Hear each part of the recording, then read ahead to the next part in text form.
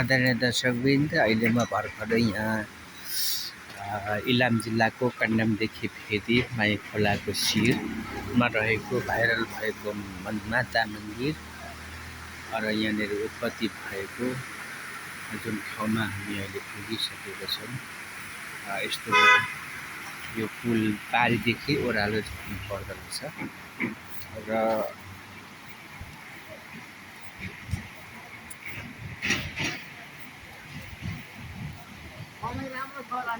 पहिला प्राकृतिक विनाशी भएको जुन भाइरल भएको जुन पहिरो छ यहाँले यसरी झरेको रहेछ। त्यो ठाउँमा हामी पुगिसकेका छौँ। के छ यहाँ, तपाईँ यहाँ के गर्न आउनु भएको?